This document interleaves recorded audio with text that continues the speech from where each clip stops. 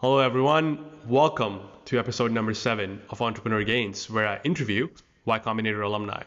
On today's episode, I have Jeremie Habib, founder of Gigwell, the first end-to-end booking platform providing the world's leading artists and booking agencies with the tools needed to maximize revenue, time, and efficiency. Gigwell is disrupting the workflow of a $100 billion industry that still predominantly operates in Excel spreadsheets and Word documents. Jeremie combined his passion of the entertainment industry and startups, two things he's super close to, enjoys a lot, and have a ton of experience with. I personally find that very smart because startups are hard and it's a long journey. So it's best if you mix your strengths and passion so that the ride is a good one. This is one of the mistakes I personally made and have learned this after a lot of trial and error. Anyways, I hope you guys enjoy this episode, and any feedback or constructive criticism is super appreciated. You can reach out to me on entrepreneurgains.com. Hey, Jeremie, welcome to the show, man. Thanks for coming. Hey, man, thanks for having me. Appreciate it. I'm excited to talk to you about so much stuff, but before we get into me asking you questions, I want to know about your journey, about your story. How did you get to where you are at right now? How did Gigwell come about? The whole entrepreneurship journey. Sure. So it's a bit of a long story, I guess. On the professional side, I've always kind of been in tech, and so grew up in Silicon Valley. My entire life, my parents were both in tech. All my family, so it's kind of in the blood, and kind of the path for a lot of people that grew up in the Bay Area. So out of college, started working for a medium-sized startup that was in the telecommunications space, and that company went on to essentially IPO, and it was acquired by Cisco, which is another big company out here. And so I worked at Cisco for quite some time, 4 or 5 years, and various roles, mostly in the sales and BD side, and did pretty well. And eventually got recruited by one of my old VPs to work at another startup up in San Francisco. So that kind of brought me up here, about an hour north of where I grew up. So came up here, started working for a small startup called OpenDNS, and worked there I was the first business hire, and kind of helped grow the sales team and the whole kind of business division, and got our first customers and all that kind of stuff. So I got a lot of kind of the entrepreneurship bug, from that, I think, because it was almost like, doing my own startup, but, within another company. So it's pretty exciting to see the company grow. And, we grew it from 0 to, 150 million revenue or something like that. And I think there was 250 or 300 people when I left. Oh. And then that company was also acquired by Cisco. So it was kind of interesting, keep ending up there. But anyway, so I left that to start Gigwell. And the way Gigwell came about is, I've always been passionate about, music and live events. I've been promoting shows and DJing myself since I was, in my teens. So, it's always kind of been like a passion of mine and something I've been really excited about. And when, my business or my professional career kind of started taking off, I lost sight of a lot of the things that I was passionate about. The events and the music stuff, and just being creative. That was really like my creative outlet, and I lost sight of a lot of that when I started doing better in my career. And so I had the opportunity at one point, about 6-7 years ago. A good friend of mine approached me and said, "Hey, we're thinking about opening up a new nightclub restaurant concept," and he kind of pitched me on this whole idea. And he had already had a track record of experience opening up venues and running venues. So he really knew what he was doing. And I was like, well, this has been a dream of mine. Now's the time.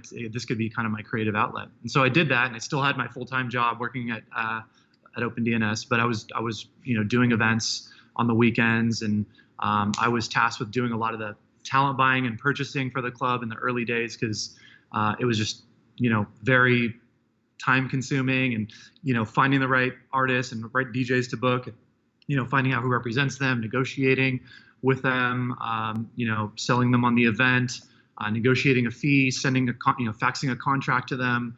I was running around town, to Western Union to wire, booking deposits to secure DJs and all of that. And so it was just taking so much of my time, and it ended up becoming, more of a, ended up taking probably more of my time than my day job. Wow. I realized, I wasn't making any money doing it at the time. It was more like a passion thing. So I started to kind of cobble together some workflow tools that I'd been using, in my business life, and quickly realized that, there was an opportunity to build something that was tailored to the space. And, I started talking to people that were doing the same thing that I was doing, but for much larger venues and festivals and different types of events, corporate events and all of that, and realized, well, this is a real problem for all different types of event bookings. There's no kind of standardized way to do things, and things are very much operating the same way that they have for the last 20, 30 years. And so that's kind of where Gigwell was born. Wow.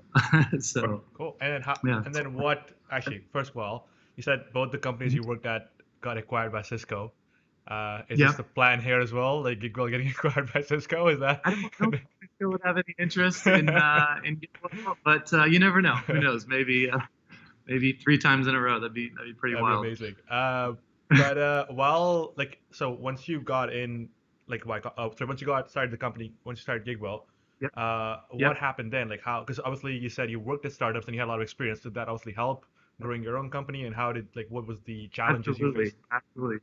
Yeah, I mean, I think it was everything, right? Because I had built companies from the ground up. I had built a company, not built a company, but I had built like a sales team from the ground up, and kind of set the whole marketing strategy for the last company I had been in. So that really helped, and I knew kind of what to do and where to start and all of that from that point of view. Obviously, I don't have a technical background, but luckily I have a lot of friends that have technical backgrounds, and one of my best friends was a senior engineer, like studio CTO at Zynga for many years, and so he was running like a management team of or a developer team of 20, 25 developers. And then he and I would do events and stuff together, and so he was kind of the first person that I asked for help as I was developing the concept, and so he started kind of moonlighting, helping us out, and ultimately I convinced him to come on board full time and co-found the company with me. So awesome. And then what happened after you guys started? What? Yeah, so we launched the company. Or we started building product. Essentially, it was a lot of information gathering at the beginning, like any startup should be. So we just talked to a lot of different people and just sat side by side with them to understand their workflow and their challenges, and where they were spending most of their time, and trying to understand how we could kind of streamline that process for them. And so based on that feedback, we developed kind of a proof of concept, and then slowly iterated on that product, and kept coming back to all of them, and hey, what do you think about this? Is this something that would be useful for you? And just watch them interact with the product. And so we did a lot of that. Probably took us a solid year to do the research, wow, build the initial product, and then have those initial kind of clients on board. Wow. So wow. Okay. yeah. And then at what point did you guys have funding to start off with, or at what point how were you able to make this work? Or yeah, the initial funding was really just my personal capital and some friends and family money. So people that I had worked with had done pretty well in the exits and that we had prior, and so they knew my work ethic, and we'd worked together for many years. And so when I told them I was starting my own thing, quite a few ended up investing, and a lot of my best friends invested in the company in the early days, so or still investors, but we're initial investors. Yeah. Got it. Cool. And then you guys launched, and then you said it took a year to kind of talking to the customers and kind of changing the product, iterating the product. And at what point did the growth or the came along, and when you started you had a product market fit and all that? Yeah, I mean that's a tough question. I mean, I think so initially, we built a product, and we had built it as kind of a marketplace first. So the idea would be that promoters and talent organizers would come and create a profile, and then artists and booking agencies would come and create a profile, and then they would connect and they would, essentially work with one another. But that didn't really work. And I think we made a lot of assumptions that, there would be this, this kind of magic place that people could just come on and, and just work with one another. And it didn't quite work out that way. So I think, a lot of the research that we did on the agent side and the artist side was great. And a lot of the tools that we built were exactly spot on with what they needed. But what we hadn't anticipated for at the beginning was that we wouldn't really get adoption from the talent buyers and the venue organizer, or the event organizers. Right. So there was a lot of pushback at the beginning. So we signed on 15, 20 clients, and they started working with the tool, and then they would start sending contracts and deal memos and stuff to the client, and the client would be like, what is this thing? Why do I have to create an account? Just send me the contract. Like, I don't want to deal with this. And so they were getting so much pushback that we started getting people that are like, look, I love the tool, but my clients are having difficult time adopting it, and it's just not working for us, and I'm starting to lose business, and things like that. And so we really had to go back to the drawing board and kind of re-architect the whole platform. Wow. We kept all the initial workflow tools that we had, but we had to make it so that the buyer was like almost a transparent and seamless process for them, like really lower that barrier to entry for them, so that they didn't have to create an account, they didn't have to log in. Everything was done via email. All of the interaction was done via click a button in an email, go to a screen, interact with that screen, and then, Done. Yeah. And then on to the next thing. Yeah. So that's kind of the initial major assumption that we had made that didn't quite pan out for us. But as soon as we figured out how to get around that, that's really where the growth started happening. Very cool. So. And Yeah. At what point did YC come along with this? Pretty early. I mean, so we thought we were pretty far ahead, like when we applied for YC. In hindsight, it was pretty silly of us for us to think that. But we had, I don't know, like 25 customers or something, 25 paying clients. And we thought like, oh, we're way too far for, YC. Like, we don't need an accelerator, this and this and that. Yep. And so, but we were still very much trying to figure out product market fit. Like, we had paying clients, we had happy clients, but, we also had a lot of feature gaps and challenges, and the product was really early stages at that time. And so it was probably 2 years in, I would say, like, again, the first year and a half was really just trying to figure out what the product how it worked, and how it looked like. And then we're probably 6 months into actually selling the product and growing the company when we applied for YC. And my co-founders were a little hesitant at the beginning, so I was just going to apply without telling them. And then I went through this 8-hour application, because it's like, you really want to get all your facts together and get everything just, wordsmith and perfect and all of this. And then I realized we all had to shoot like a 3-minute video together. And I was like, shit, cat's out of the bag. I've got to tell them that we're applying now. So that was it. We applied. We probably took like an hour or two shooting and reshooting the video. I'm sure much like you guys to get it just right. Yep. And then sent it off. And a few months later, we got a call saying, they want to talk to us and learn a little bit more about the company. So that's awesome. It's pretty exciting. I remember we were at a party when you were talking at Michael Seidel's party, and you were talking about the club, and he was like, "Yeah, we spent a lot of money at your club." You remember that? Yeah. That was pretty funny. Yeah, he's both he and Justin, I think, spent a few nights there. Yeah. I still remember that. I'm like, that's funny. Cool, man. And so, last question regarding the story part. Where are we right now? What's going on? Yeah, so obviously, COVID's been a bit of a negative impact, obviously, on the live events industry as a whole. And so, we've been fortunate that, yes, we're down a bit, but for the most part, we've maintained like pretty low churn levels throughout all of this, even though most of our clients are in the live events industry. Obviously, we've worked with a lot of them to like reduce pricing and this and that. But people are still signing up, which is Awesome. great. And there's a lot of markets that are still open. There's a lot of events that are still happening. A lot of them are moving to virtual events. So there's a lot of that.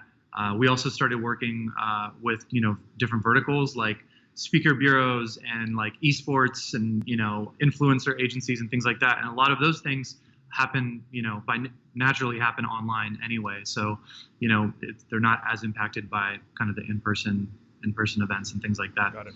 But yeah, I mean, it's good. I mean, I think we're feeling very fortunate that things are still maintaining and growing, and yeah, hopefully we get through this quickly so our clients can get back to work and they can be less stressed and more happy as well. So no, man, amazing to hear. yeah. I think it's so cool that like the way you got into it and the way you like, because you Yeah. talk to every entrepreneur or every founder, it's a different story. Like how the stars aligned and how you kind of like how even like you working at Cisco, or sorry, the company OpenDNA, sorry, and just Yeah. like the whole process of like like how you ended up like working at like your like in working like doing promotions for the club, and then you were like, holy, hold on, there's a business idea here, and then just jumping into that. It's an amazing story. I love it.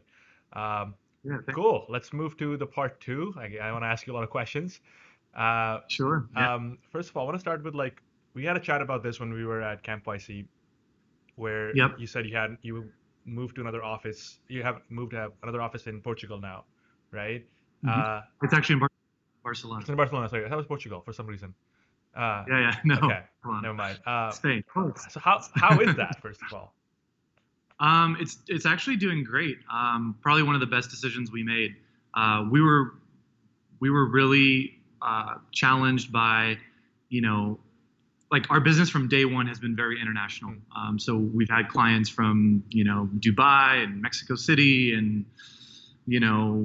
South Africa and all kinds of places, right? And so it was always just a really big challenge supporting those clients from the West Coast. I mean, we're arguably in the worst time zone, with the exception of Hawaii. I always like to joke is like, we're probably the worst time zone in the world to be in terms of like sales and support. Right. And so it's really difficult, early mornings, late nights to try and, bridge that gap and all of that. So we made a decision, for ourselves and for our customers to open an office overseas. And Barcelona has always been one of our favorite cities, and it's quickly growing as a tech hub. A lot of our clients were there. Obviously, we do a lot of business in Ibiza, so there's a ton of events there, and so it was kind of a natural fit for us. And also, it's pretty inexpensive, Yep. In comparison to the rest of Europe. Yep. So yeah, we ended up just everything kind of fell together. One of our employees had been wanting to move to Europe for quite some time, and volunteered to go over there and open the office for us. And I couldn't think of a better person to do it. I mean, he's great and really kind of brought the company culture with him and did a great job hiring the team there. And yeah, it's awesome.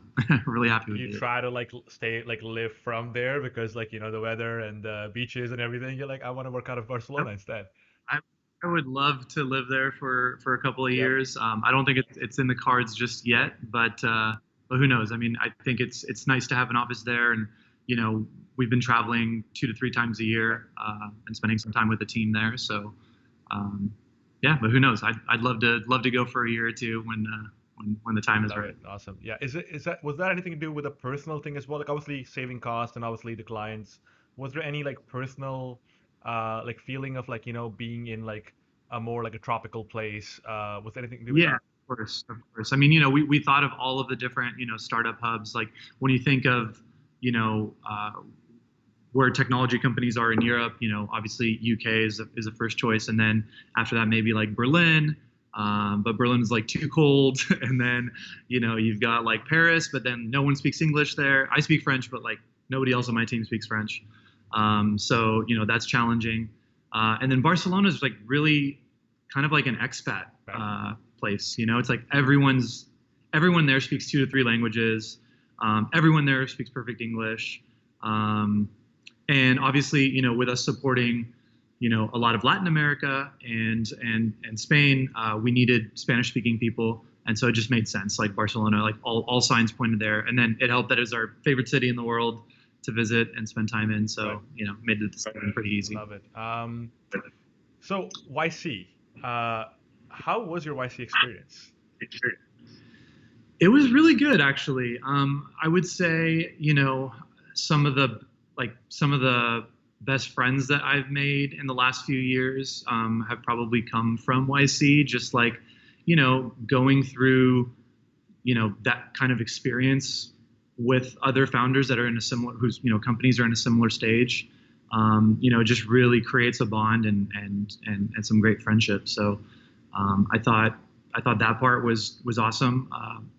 Just the access to a lot of the alumni as well. Like whenever we've run into like a technical issue or whatever, the community's always been there to kind of help us out and make intros and share insights and things like that. And so that part's been great.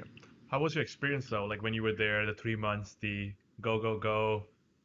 It was intense. Yeah. It was really, really intense. I remember, being pretty stressed out and, having to come back here and run a company and, drive down to Palo Alto Yeah. every week and, have to do all of these things. And you'd have to have like, clear progress made from week to week, or you get pretty drilled. So yeah, I mean, it was a really intense experience, but I think it really helped us level up quickly, and it helped expose a lot of our blind spots, and it helped us, focus on the things that really mattered, and cut out a lot of the noise.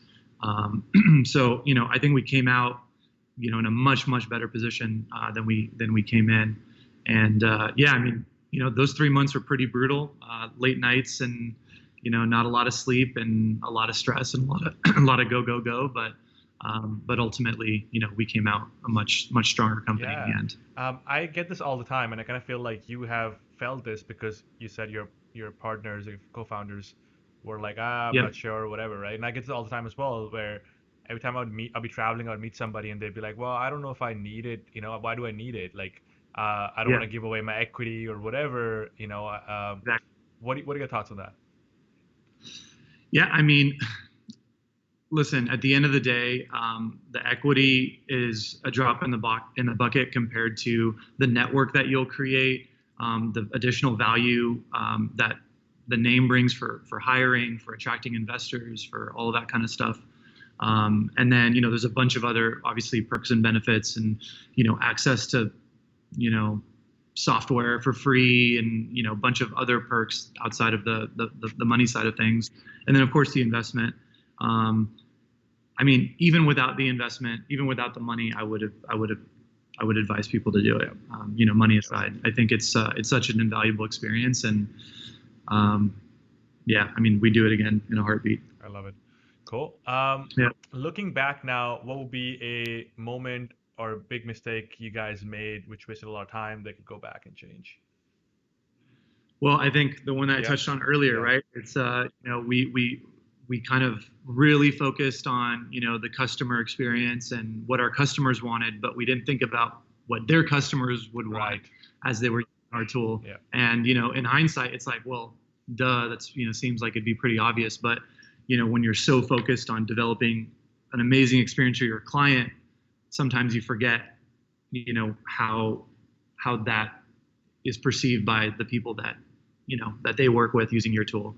And so definitely if we could go back, we would have done a little bit more research on that end, and I think that would have saved us a lot of time and heartache early on. Yeah. So I think you say it's obvious. I don't think it's obvious. Like it's like a like you're only thinking about your customers. You don't even what I mean? right. It's interesting, but I mean, yeah, hindsight now it seems obvious, but in the moment, I'm sure it was like Yeah. you're like, what the hell? Like you guys love it. Like just pay us. And then Yeah, exactly. Just tell your customer this is how you're doing things now. It's like it doesn't quite work like that. They're the ones paying us. So That's awesome. but I yeah, like it. yeah, Regarding you touched on this before, where you said like you were not a tech founder, and I felt that as yep, well, right? Like I think I love YC to my heart, but there's one thing that I am personally only one thing that I don't like about YC is just too much focus on the tech founders, right? yeah, yeah. And I felt like my self-esteem just go down when I went for the first week because Yeah. you're basically useless. And I get it. I think when we were first time entrepreneurs starting out, I mean, you had a lot of Yep. experience. I was a young kid. I didn't have a lot of experience, so I knew my skills were not there. So I get it where they were coming from, like looking back Yeah. at it. Yeah. And obviously, you're building a tech startup. You need a strong tech co-founder, right? Um, Yep. but with that being said, though, like one thing I loved about you, like you're very charismatic. You have an amazing personality. Like you were good at like events and talking to people, and obviously you've done a lot of sales, which obviously you build the experience from that. Yeah. How important is that skill, especially in the event industry, where it's all about building relationships? Extremely important. I mean, it's all about relationships. Business is all about relationships. I think, those early customers that we had, if we didn't have those relationships, first of all, we wouldn't have been able to build the product because, that's super time intensive, right? Like when you're just researching like your product and how to build it and coming back to somebody over and over again, like that's all about building a relationship and maintaining that relationship. Sales and business is all relationship building. Fundraising is all relationship building. Hiring and building a team, it's all about that as well. Right. So, yeah, I mean, that's super important. And I think I would agree with you that, YC does not focus a lot on that, much at all, actually. And it would have been nice to have, a little bit more mentorship on that end and things like that. But yeah, I mean, I think, yeah, relationships and speaking to people is like probably just as important as building a great product. Awesome, love it. So cool, yeah. man. That was great. There was a lot of learnings there. I like to do this 4 quick fire 1 to 2 sentence questions. Sure. So let's do that. I do that for every episode. So number 1 is one unconventional thinking outside the box you guys did in your startup while growing it or while starting out or whatever. That's a good question. Unconventional. Or hacky or anything. Yeah. So I guess one of the like funny things that kind of has to do with like our industry is like Antonio and I, one of my co-founders, we would always, because there's not really like a bunch of networking events for people that throw events. Like if you're doing an event or you're booking an event or you're managing a roster of talent, like you're usually attending those events, like your own events that you do, and not something else. So we found like a lot of the way for us to get to those people is to actually go to events and track down the people that were managing these artists and things like that. And so we got pretty expert at like sneaking backstage at like festivals and shows to like get into like the green room and like rub elbows with like the managers and the agents and stuff like that. And we actually got quite a few clients that way. So just kind of BSing our way like backstage. Oh yeah, we're with this artist team and this and that, and we'd like name drop like somebody that's on their team or just make up a name and get back there and then just be kind of hanging out and just real friendly with everyone backstage, and we'd end up finding like our clients that way. No way. So yeah, so that was kind of crazy. Or we'd have like a target of like, okay, we want to close this client. One of their artists is playing at this local venue. Like, let's go to that show and find them. Essentially. And they're always with the artists or backstage with the artists, so they're pretty easy to spot. Right. And is it probably easier to get to them, obviously, because everyone's kind of around the artist. So, my guess, or no. Yeah. I mean, usually the artist is performing or playing, and then they're like part of that like immediate, entourage, and you can kind of tell like, who like the industry people are.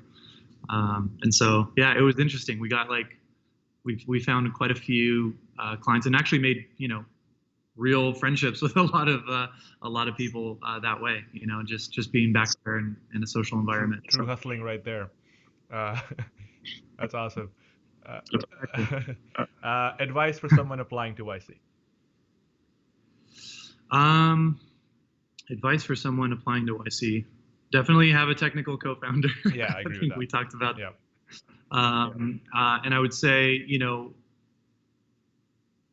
go through the application, and even if you're not ready, go through the application.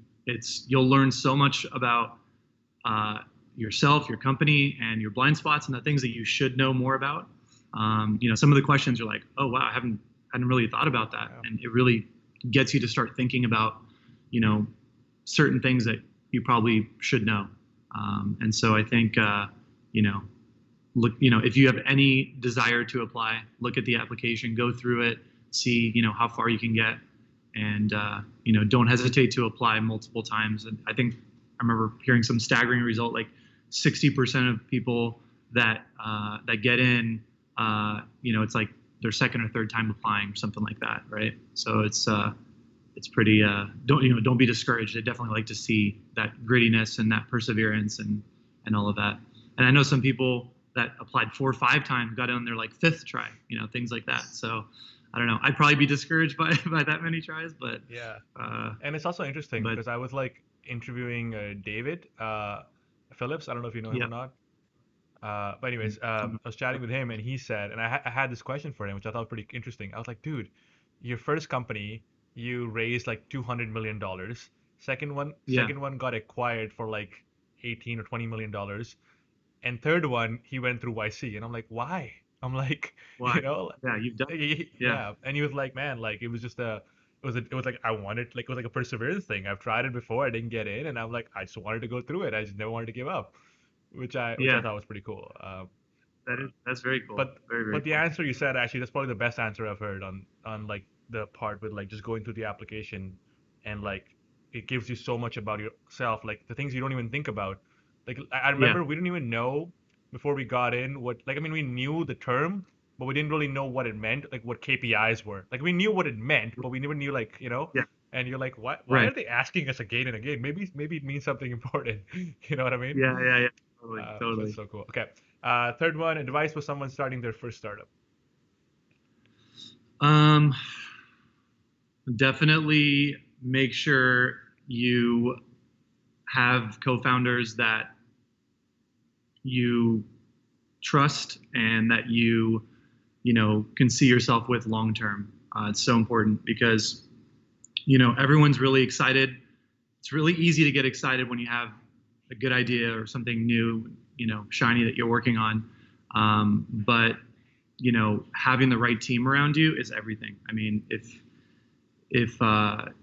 you're going to go through really, really intense times and really high highs, really low lows, and it's important to make sure that the person next to you is ready to weather the storm with you, and has your back, and is compatible with you, your work style as well. So I think that's super important. A lot of people don't spend as much time thinking about that. Like, okay, well, this person's smart, I'm smart, we're both qualified to work on the idea, but it's really like a marriage. You've got to be compatible and in it for the long run. Otherwise, it's just not going to work. It's a great answer. Awesome. And last question: if there was only one thing people could take away from your experience, something that you live your life by now or has helped you a lot, what would that be? That's a deep one. That's a tough one. I don't know. I'd say just don't be afraid to go, just to go for it. I mean, I think a lot of, entrepreneurship is about just taking risks. And if you think too much about it, you end up talking yourself out of it. Sometimes you just got to jump in the water and learn how to swim, versus reading every book on swimming methods and techniques. What's ironic? I just learned how to swim like 6 months ago. There you go. How'd you learn? Did you read a book of books? No, I didn't read a book.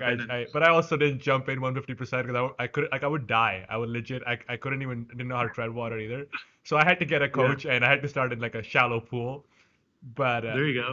But yeah, I know what you mean. But I just like started in the shallow pool, then I went one up and went to the 7 feet pool with the coach with me. I'm like, you stay right here, or I'm not paying you until this class is over. That's awesome. But yeah, no. But I know what you mean though. So expert lifeguard now, or yeah, I can teach people now who don't know what the hell they're doing. I still can't go to ocean. I think I'm still not ready for that, like as in like the waves and everything. But I can but I can save my life in a swimming pool now. That's awesome. Awesome, man. Thanks so much, man, for doing this. This was amazing. Appreciate your time. Yeah, absolutely. Happy to do it. Thanks for having me.